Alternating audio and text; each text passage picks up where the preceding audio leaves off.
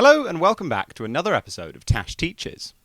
I'm Tash, and in today's video I'm going to show you how to turn this rather static loop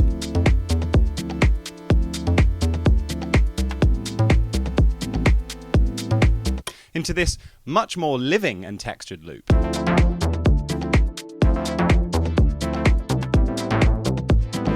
We have an impressive array of modulator options at our disposal in Bitwig, and simply throwing an LFO on the cutoff of any patch always sounds at least interesting. However, there may be a tendency to think that their only real use is for simply affecting the parameters on our instruments and effects. In reality, some of the most interesting modulations are when modulators are modulating modulators. The results of doing so are often astonishingly organic and sound so very pro in terms of detailed and responsive sound design.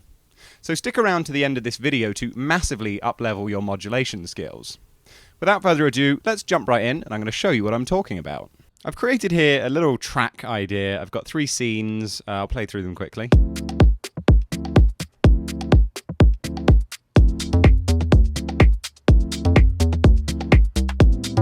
We've got this synth here that's a bit abrasive. But the point is, all 3 of these sounds are totally flat. Nothing is happening. There's no modulation happening to them. I've got a little bit of sidechain on the bass and the chords. But there's no modulation happening. And as such, if we listen to them all together, it sounds cool, don't get me wrong. I don't hate the sound by any means, but it's not very interesting. And the interest that I'm looking to get in this is sort of combinations of programmed and sort of randomized modulation affecting the sound in a way to always keep it funky and fresh. So first and foremost, I'm just going to play this first scene. We're just going to listen to these chords. And let's see what we can do to make these chords more interesting. Now, the first thing that jumps to mind is using some sort of LFO to, say, change the cutoff frequency. So if I were to just put a little bit of this LFO on this cutoff,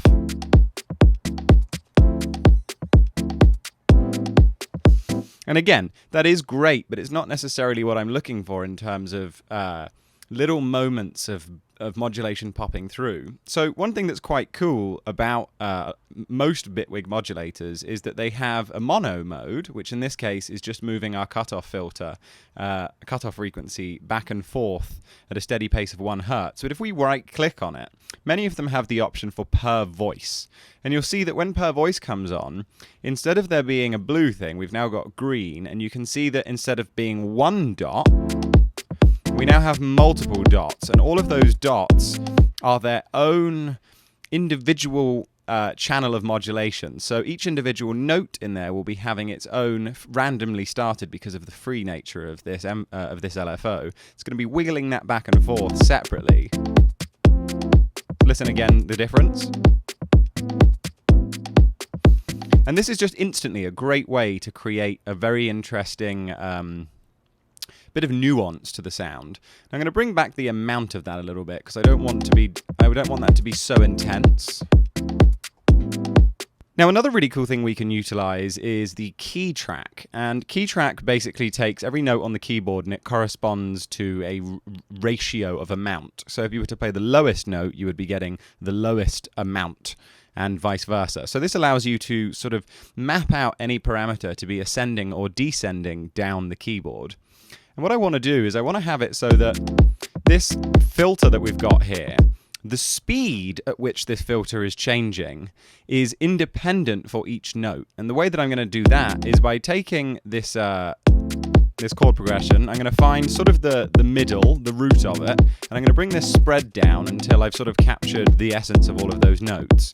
And I'm going to use that now to change the speed of the LFO. So as I bring this up, you'll see in real time that the higher notes will have their cutoff frequencies wobbling at a faster rate than the lower notes.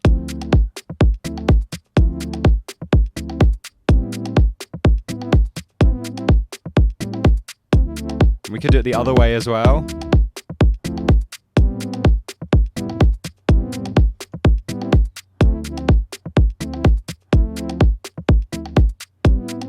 Really cool. Now, it would be quite nice, again, to sort of influence the amount that this is happening in real time so that we're not constantly having it always the same, even though there is bits of randomness now happening because of the speed of this thing here, you can see that the lower notes take longer, far longer to travel across the waveform. But I want to take now a random modulator, and I'm going to use that to every time we get a note by pressing hold rate of 0 and then trigger as note. This will basically create a sample and hold for us, which will just, every time a note is played, assign a random value. And we've got it on per voice already. So what that's going to do is it's going to mean that each time a note plays, let's put this around halfway, each time a note plays, it will potentially trigger in any range of this amount knob of wiggling that cutoff filter.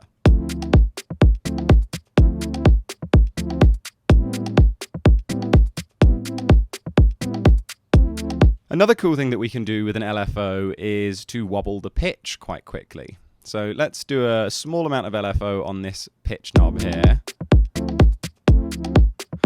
We want to get it just to the amount where it sounds pretty and not it sounds sort of atonal.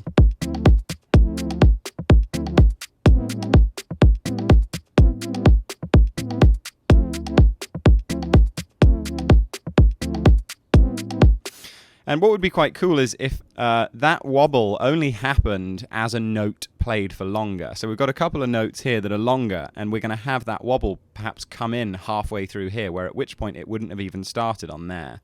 So the way that we're going to do that is by taking an ADSR, and I'm just going to whip up the attack here. I'm going to bring down the amount that pitch wobble is happening, and I'm just going to use the envelope to bring up the amount. And again, by default, this is a per voice instrument.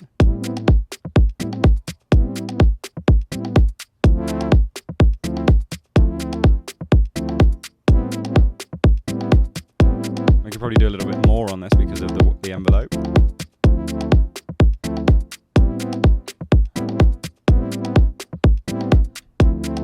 Another great thing is using another LFO to influence the speed of all the previous LFOs.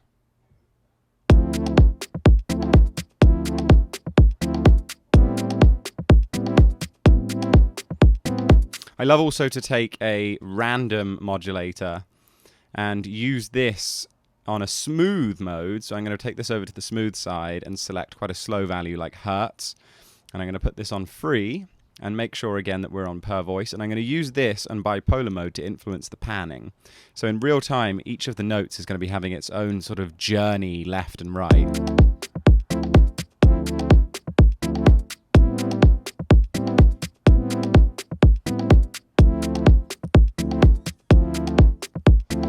It can be quite cool to also bring out another rhythm that doesn't exist within it by, say, taking an LFO and using this on down sawtooth waves.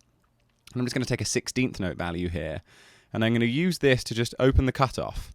And if I turn this off bipolar, then it's not going to go any lower than our lowest point, but I can bring this up a bit. And again, that kind of thing probably doesn't sound great all the time, so why not take a random modulator, and again, we're going to make sure that it's on per voice, and we're going to select a hertz value, and free, and make it smooth. We're going to use that to influence the amount that that is affecting, but again, it's per voice.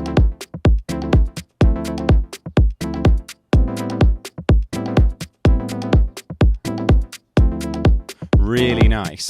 Now, something like, say, the Vector 4 allows us to pick 4 poles of modulation and sort of wiggle between them. So let's say on this side,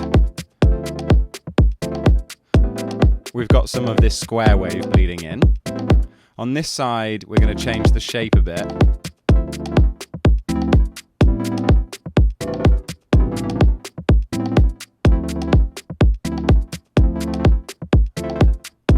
Down here we can maybe increase the drive a little bit, open the resonance, and then down here, let's bring the filter down, but open the attack up a bit.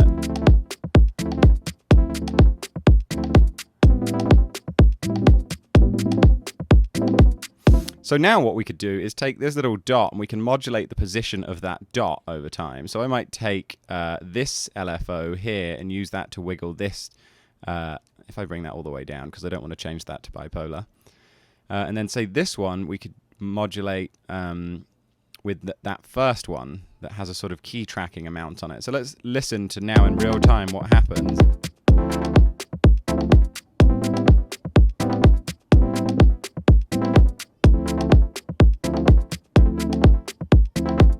We could also say take another LFO here and use that to change this. We'll use that random modulator to change the speed of this LFO. So that is in turn is going to change how this is moving. Another great thing to do is to take a macro and, like I showed in the automation trick video, create a maximum amount.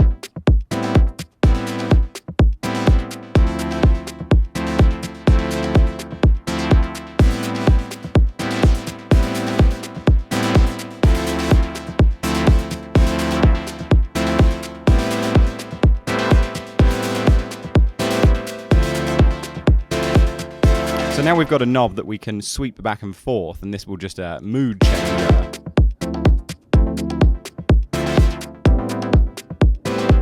So we could take a step sequencer and use that to then modulate this mood knob, because this is affecting multiple things. And if we sort of just did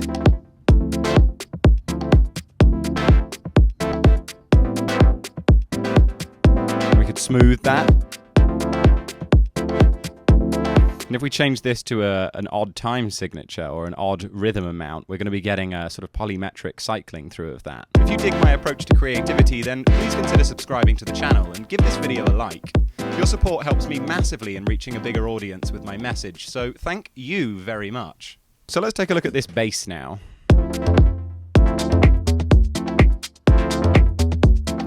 Straight away, I'd love for the bass to have some sort of key tracking thing happening. So let's take a key track, and again, I'm going to figure out where the roots of the notes are mainly.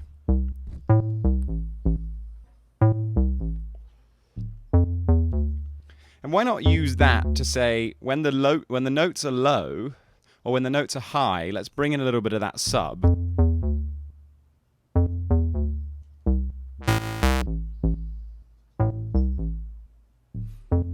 It'd be cool as well if when the notes were higher, we had a slightly higher, longer release.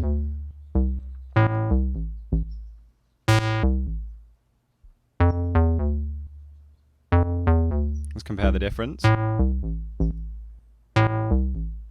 Bring down that cutoff frequency a little bit. And I love just in general using a random on that sort of sample and hold method. And I just oftentimes will just copy a bunch of them. And I'll use that to just influence small adjustments on the instrument. It will just mean that every single time the note plays, you're getting a slightly different sound.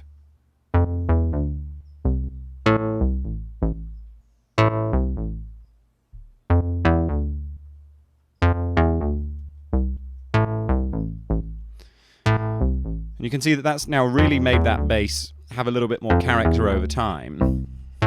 I'd like to also do a macro here that could sort of increase this over time.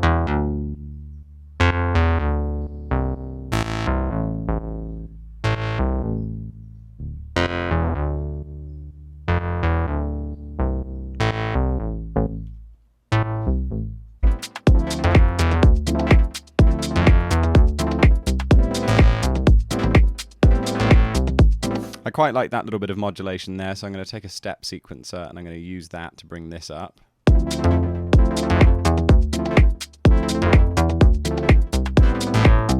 little bit of the old smoothing there.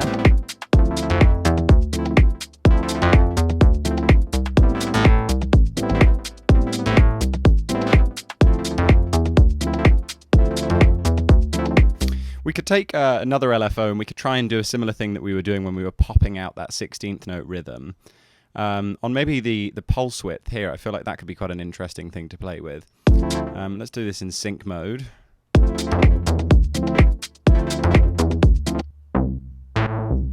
You can hear that's created a sort of a Reese bassy kind of sound, which is really great, that pulse width modulation. Depending on the shape that we use, here again we can influence the timbre of it.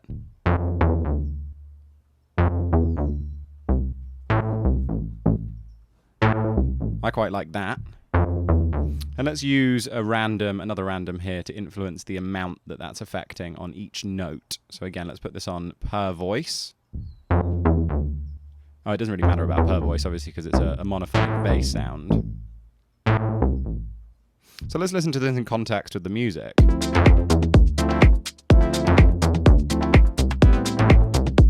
And it's just great having that constantly changing sound when you're working on music, because it just means that you don't get bored of what you're working on.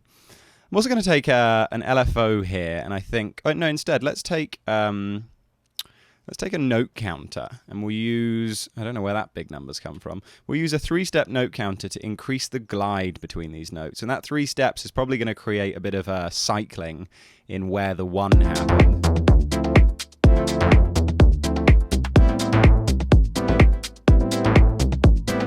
It doesn't seem to be creating... I suppose we don't have any overlap. Why don't we use this then to create sort of a bit more noise, maybe a bit of sync.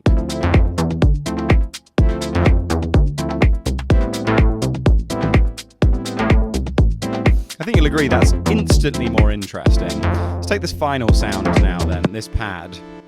Now that kind of thing is the perfect example of just a horrible sound to have in a track if you're not going to make any movement out of it. I think pads in general, they have to have a bit of movement, a little bit of humanity in order for them to actually sit in a track. If you've just got some held notes, whether it's a string patch or whether you've got a synth patch, you need to have a little bit of movement. So one of the things I'm thinking for this is it'd be really nice to have some sort of cool filter movement here. And maybe we could take, in fact, a note sidechain, and we could use that to take the information from the chords here and open the filter with it. Let's have a listen.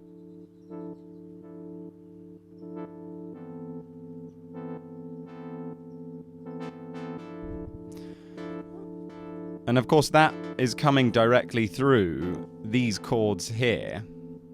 So if we listen to them together,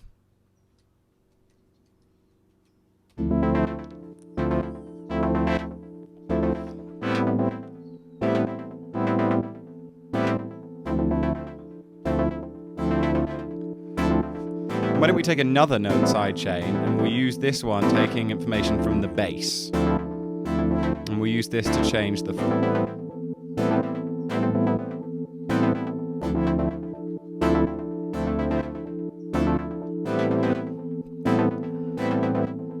Really, really cool. I'd also like for this to have a random, a smooth moving random, because on top of that triggered tight modulation, it's good to have like a little bit of subtlety happening on a per voice basis as well. I'm going to use this to pan left and right as well.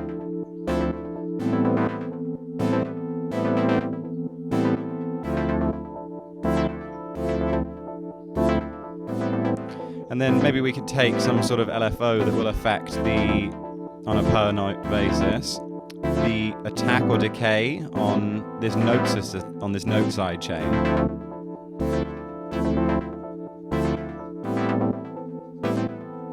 We'll have another LFO that's changing the speed of these. And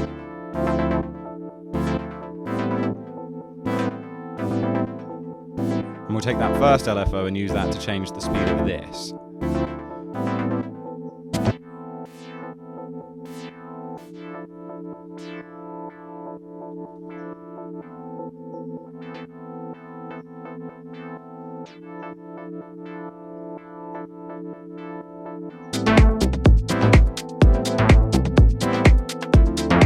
Let's do another one of those LFOs, but this time let's do a slightly different, let's do a dotted quarter note. We'll sync it.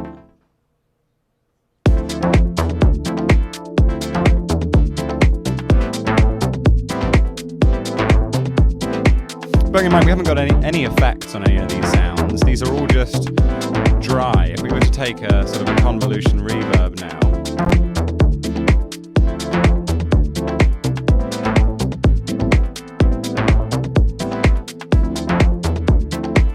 might be quite nice as well to make this have that little bit of pitch wobble.